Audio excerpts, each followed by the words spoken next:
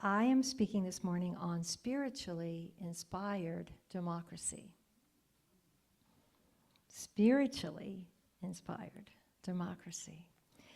There's a quote that I love from Jimmy Carter. I've been spending all week with all the presidents and reading all their quotes and learning more about them and feeling into their spirits. And I love, of course, President Jimmy Carter, but he says, America did not invent human rights. In a very real sense, human rights invented America. Human rights invented America. As I was contemplating that, what are those human rights that we all hold so dear? That we all hold so dear? The desire for freedom, to live freely, the desire for liberty, the desire for fairness and justice, the desire to worship God in the way that we choose, the way that makes sense to us, the desire to pursue our dreams and have the opportunity to do so, the desire to love who we love freely, the desire to have a voice in how we all live together, and the desire for a society where everyone is treated equally and that everyone matters. So these human rights, they were the aspirations that brought forth the creation of this United States. And they press us. They press us to keep working on this unfinished experiment. Somebody said democracy is an unfinished experiment. And I think so. And, you know, John F. Kennedy, our 35th president, said democracy is never a final achievement. It is a call to an untiring effort. So I'm acutely aware that we're coming upon an election in less than a month, and I know that some of you, there may be a lot of anxiety. I feel it. I have to admit, to be very honest. But I have learned that that energy flows where attention goes. Energy flows where attention goes, one of my favorite sayings. So I want us to place our attention on what we want to create. What we want to create, because we, the people, are powerful. So to focus on what has been good and what has worked and what our best future might look like. I do my best to keep personal politics out of my sermons, and so today is not political. It's not a political talk, but it is aspirational. It's an aspirational talk about how democracy could look in its highest expression, with the most enlightened leadership and citizens, right, co-creating it. Our country was founded on vision, and we are the ones now. We're the visionaries. We are the visionaries. One of my favorite quotes from Margaret Mead says, "Never doubt that a small group of thoughtful, committed citizens," keywords, thoughtful, committed, citizens can change the world. Indeed, it is the only thing that ever has. So the word democracy comes from the Greek word demokratia. Demokratia, it means ruled by the people. And I lived in Gettysburg when I was young, and I learned the Gettysburg Address. And as Abe Lincoln says, it is a government by the people, of the people, and for the people, right? There was an early Supreme Court Justice, Louis Brandeis. He said, the most important title is not the president, it is the citizen. It is the citizen. So, you know, our country is considered the longest lasting democracy. And we're so young. We're such a young country. But we are the longest lasting democracy. And it is an ongoing experiment. It's an agreement that all people are created equal and everyone's voice matters. And of course, we're still trying to live up to that. To be more politically correct, my mom always loved to correct me about this, that our country is a democratic republic, a democratic republic. And the republic part, what does that mean? That means, oh, I'm having a civics class now. Yes, it means that we don't directly We don't directly make decisions. We choose representatives through voting to represent us, to make decisions that are best for the common good for each one of us. So I think it's fair to say that we're in a moment where we wonder if our common good is going to be represented and upheld. Anybody else wondering? I was hoping for a laugh. You know, we're in a moment where we are worrying for our country. But I believe that most of us, the vast majority of us, want what is unifying and healing and supportive for our common good, and that we're exhausted by the divisiveness. I saw a joke that gave me a chuckle.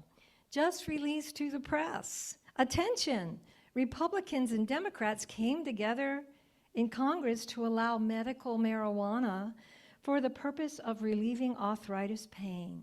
So there is joint support for joints, for joint support. Joint support for joints, for joint support. We need more joint support. I thought that was cute. So I'm a minister, not a political scientist, but I care deeply. I care deeply about our country. I care deeply about each person because we are that, right? We are in our oneness all connected. So I look for the wisdom and the wise voices that can guide us in times of challenge. I'm always looking. I was reading, there was a political scientist. He was a Frenchman. He came over from France back in the early 1800s when our democracy was very young. A man named Alexis De Tocqueville, thank you. Oh, Tocqueville, back to the joints, okay. I'll never forget that, okay.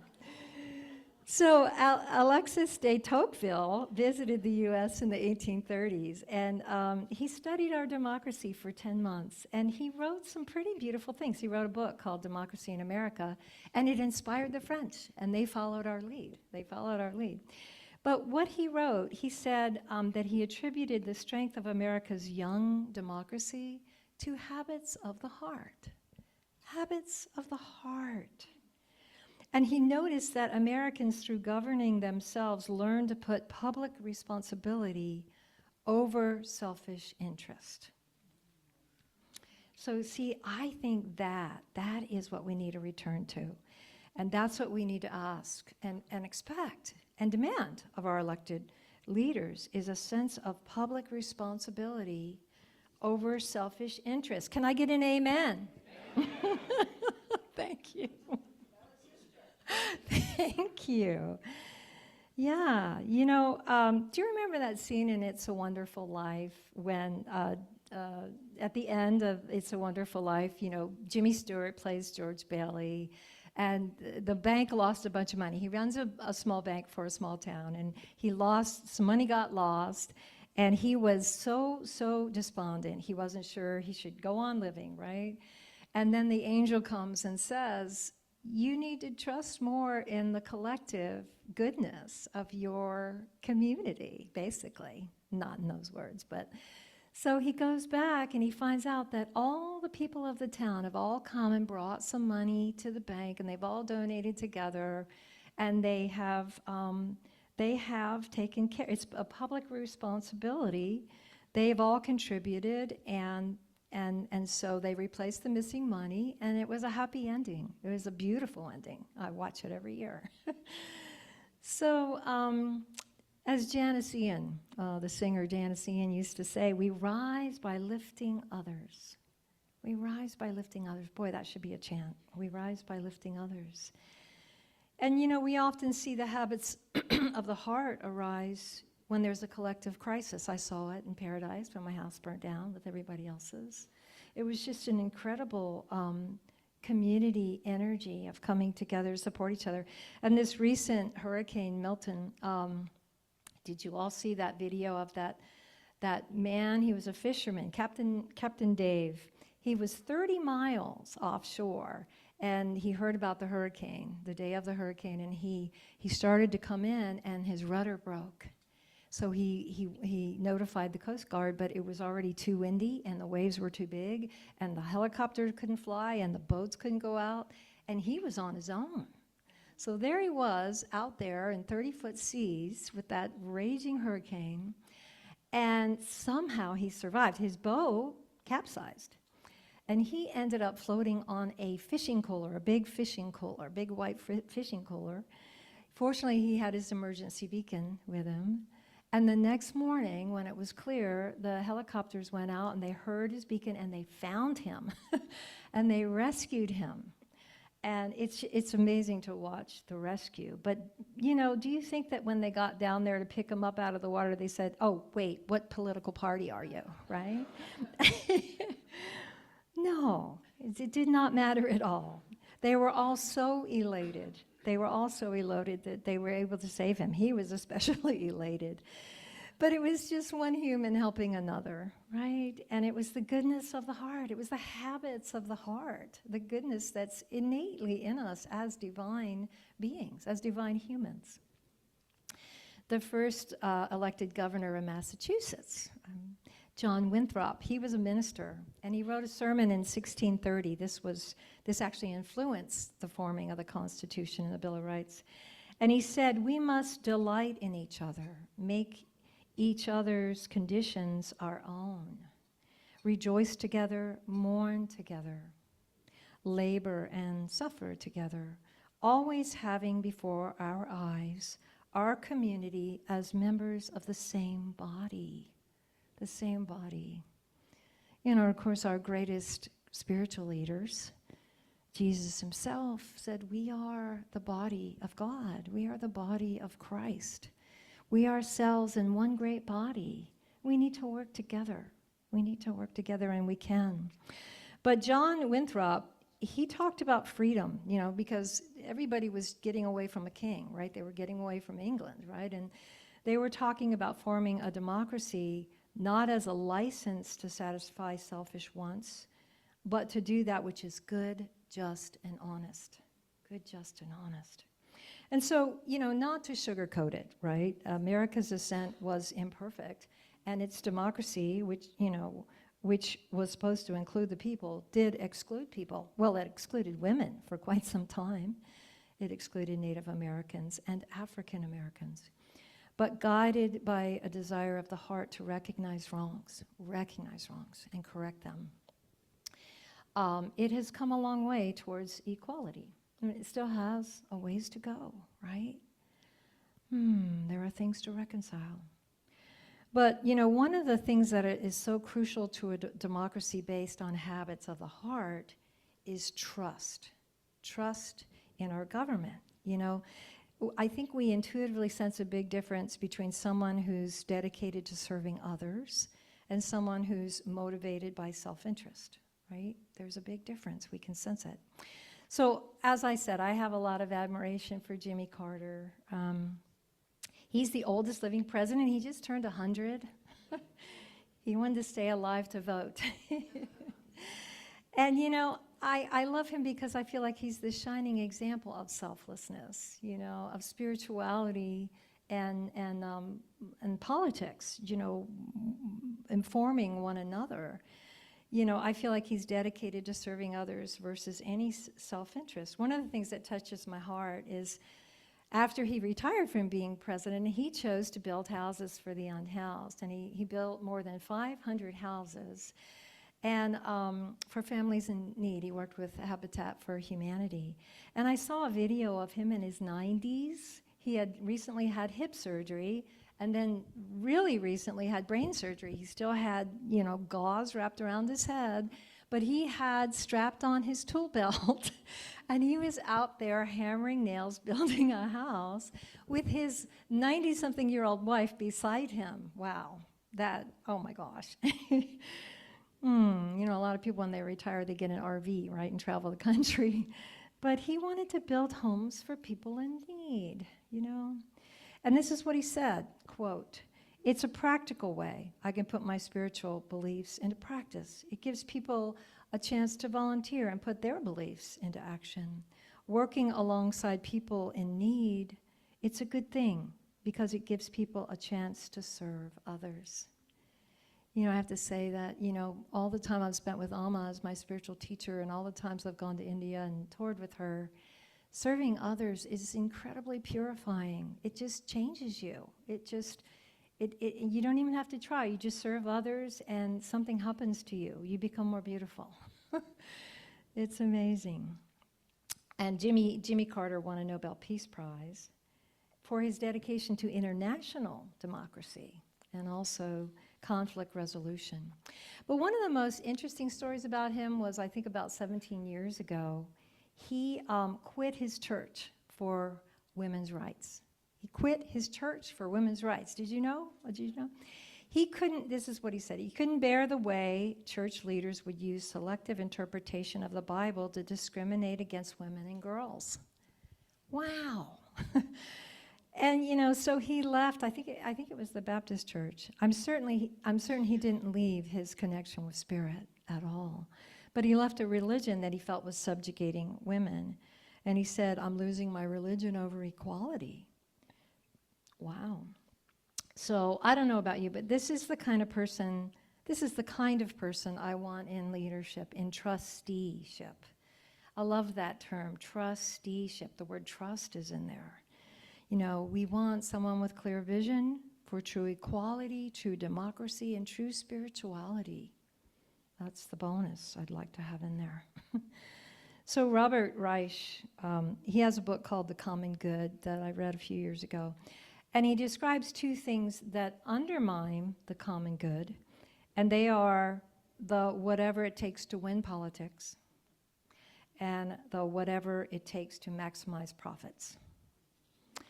And so these two things have created a huge amount of distrust and division, and also income disparity. That's kind of what brought down Rome, right? So it's important to look at, okay, what worked, what didn't work. And you know, those two things, they're at the core, they're kind of about creative power and money and control. So they are a movement away from that kind of selflessness of how can I be supportive to the greater good, and more towards how can I benefit myself, what's in it for me.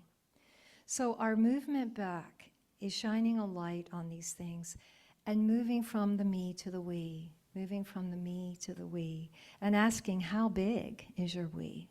How big is your we? That's an important question. So, you know, harm happens when people don't trust anymore. You know, people become disillusioned and susceptible to demagogues who tell them not to believe researchers or scientists or journalists or fact finders that don't support the demagogue's view.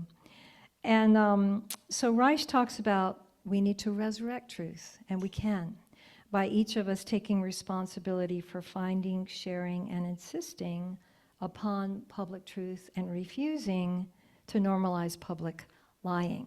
It takes vigilance. Without a shared truth, we can't have democracy. Daniel Moynihan said, everyone's entitled to their own opinions, but not their own facts. Not their own facts.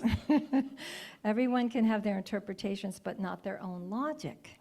Because when we accept lies as facts, we lose a shared reality.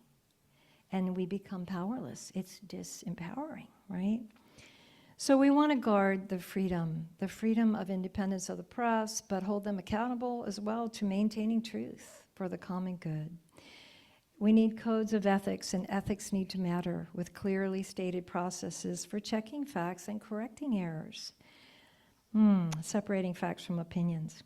You know, there is a new phenomena on social media, and that is where we create these cocoons of our own making. You know, we have these things that we like, and those algorithms give us more things that we like, right? That repeat our view, and so that's concerning because we're not sharing a common reality, and it can just feel like, you know, we're only in a reality with those who already agree with us, right? So it's a complex challenge. I've been really looking at what is the answer. But I think we are the answer. I think we have a critical role to play, each of us, to educate ourselves about how to find truth and demand tech companies and media companies take steps to guard the truth and value the truth and uphold the truth. One of the last things I was reading in Reich's book about how we protect and resurrect our democracy is civic education for all, for our children, our young people, our teens. They need to understand, they're not just self-actualizing, expressing individuals, but they are citizens responsible for upholding our values. And education is a public good. It's a common good, and our democracy depends on every child, right? Gaining an understanding of our political system, of our Constitution, of our Bill of Rights, of checks and balances, and separation of powers, and why we even have that. Do you remember all that? Yeah, for that matter, adults might need a refresher course, right? Because we have a lot of what's called low information voters, and people who haven't had this exposure to what democracy is based on and why it's precious and why we want to value it, why it matters. It helps to realize and understand the meaning and importance of the rule of law, right, and why no one should be above it. So civic education also helps us think critically and think for ourselves and know enough about history so that we can discern fact from fiction. John F. Kennedy famously said, "Think not about what your country can do for you, but what you can do for your country." Think not about what your country can do for you, but what you can do for your country. What can we do for our country? I believe we're in a moment where that statement calls us to act, to vote, to learn, to come together for the highest good of all. And I believe it is our generosity of heart. It is our habits of the heart. It is our wise discernment of the mind. It is our working together for something bigger than ourselves that's needed in this moment in time. And, in our humility, we can acknowledge individually we're a work in progress, and so is our country. We've never been a perfect union, but our finest moments have been when we seek to become more perfect than we have been, more perfect than we've been. You and I, we the people, we have the power, we have the vision, we have the heart to make this happen. So, God bless America. God bless America. Let it be full of love and harmony, a shining light for the world. Let us together realize our ever greater and more perfect union. So be it. Thank you. Thank you.